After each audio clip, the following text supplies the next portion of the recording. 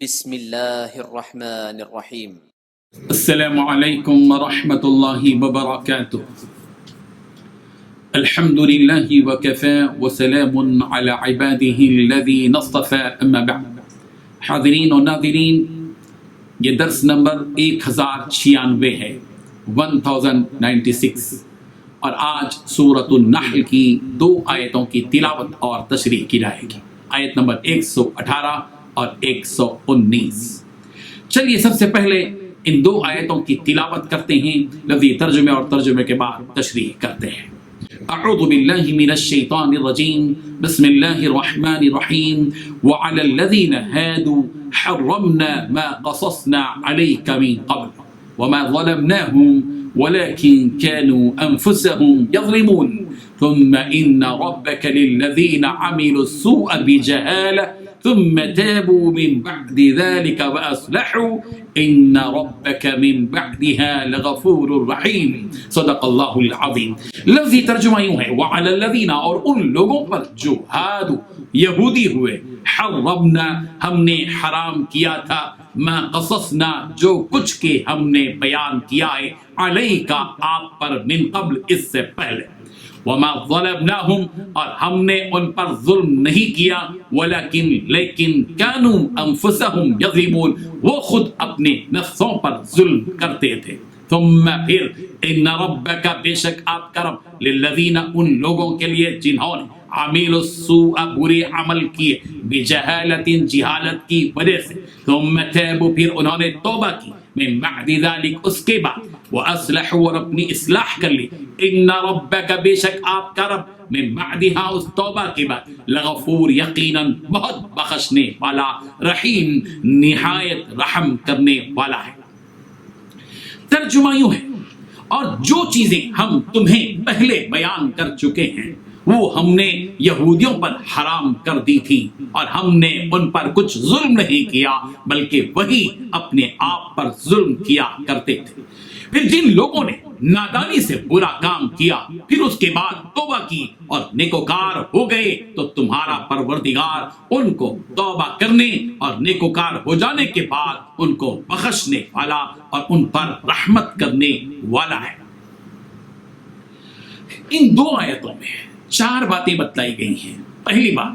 یہودیوں کے لیے ہم نے وہ چیزیں حرام کی تھی جن کا تذکرہ ہم تم سے پہلے ہی کر چکے ہیں۔ دوسری بات، ہم نے ان پر کوئی ظلم نہیں کیا۔ تیسری بات، بلکہ وہ خود اپنی جانوں پر ظلم کھاتے رہے۔ چوتھی بات، پھر بھی تمہارا رب ایسا ہے کہ جن لوگوں نے نادانی میں برائی کا ارتکاب کر لیا اور اس کے بعد توبہ کر لی اور اپنی اصلاح کر لی، تو ان سب باتوں کے بعد بھی تمہارا پروردگار بہت بخشنے والا، بڑا مہربان ہے۔ بزرگان محترم، اس آیت کو سمجھنے کے لیے آپ سورہ انعام کی آیت نمبر 146 146 کی تفسیر دیکھ لیں تو واضح طور پر یہ آیت آپ کو سمجھ میں آ جائے گی۔ ہم اس آیت کی مختصر سی تفصیل یہاں درج کر رہے ہیں۔ اللہ تبارک و تعالیٰ نے یہودیوں پر بعض چیزیں حرام قرار دی تھی جو دوسروں کے لیے حلال تھی۔ اسی لیے اللہ تبارک و تعالیٰ نے فرمایا سورہ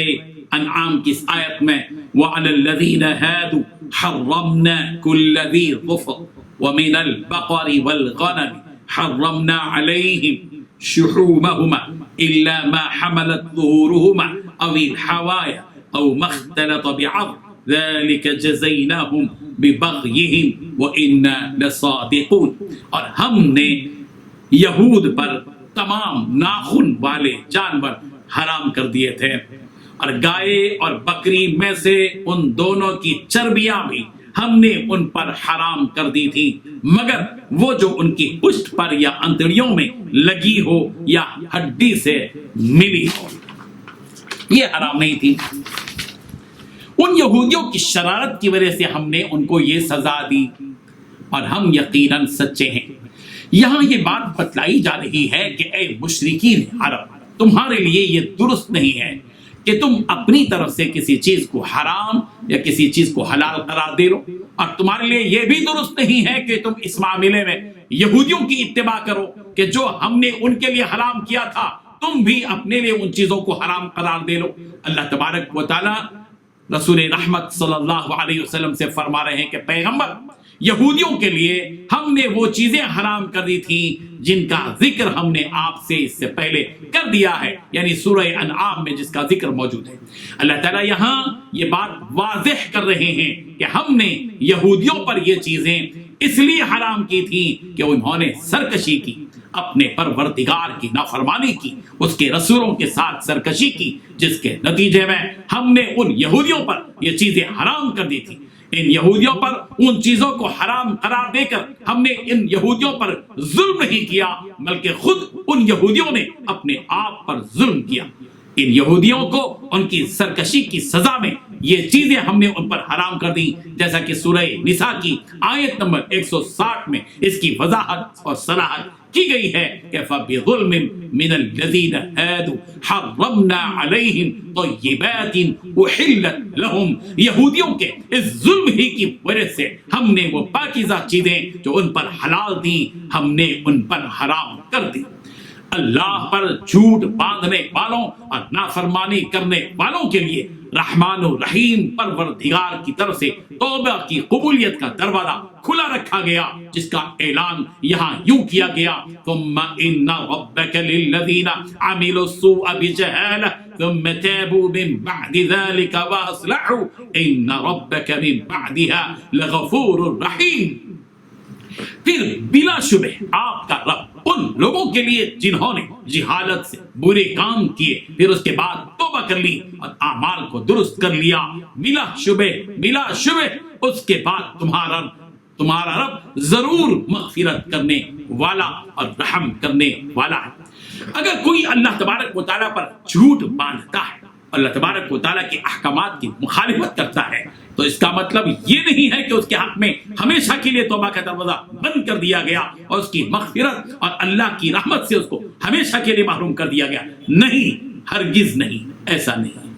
اللہ تبارک و تعالیٰ اپنے پیارے بندوں کے حق میں رحمان و رحیم ہیں، ستار و غفار ہیں، حلیم اور ودود ہیں۔ اپنے بندوں پر وہ رحم بھی کرتے ہیں، مہربانی بھی کرتے ہیں، اپنے بندوں کے عیبوں کو چھپاتے بھی ہیں، اپنے بندوں کو معاف بھی کرتے ہیں۔ اپنے بندوں کے حق میں اللہ تبارک و تعالیٰ حلیم اور بردبار بھی ہیں اور اپنے بندوں سے پیار اور محبت بھی کرتے ہیں۔ اللہ تبارک و تعالیٰ نے اپنا رحیمانہ اور کریمانہ اعلان اس آیت میں کر دیا کہ جو کوئی جہالت کی وجہ سے کوئی برا عمل کر بیٹھے لیکن اس کے بعد توبہ کر لے،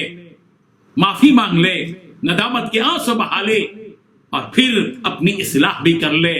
سابقہ زندگی کو چھوڑ کر ایک نئی زندگی کا آغاز کرے، انقلاب اپنی زندگی میں پیدا کرے، نافرمانی کے بجائے فرما برداری اختیار کرے، حرام کے بجائے حلال کو اختیار کرے، باطل کے بجائے حق کو اختیار کرے، شر کے بجائے خیر کو اختیار کرے، پھر دیکھو اللہ تبارک و تعالیٰ اپنی مہربانی سے ایسے لوگوں کو معاف بھی کرتے ہیں اور ان پر رحم بھی فرماتے ہیں۔ اللہ تبارک و تعالیٰ ان حقیقتوں کو سمجھنے کی ہم سب کو توفیق عطا فرمائے۔ وآخر دعوانا ان الحمد للہ رب العالمین۔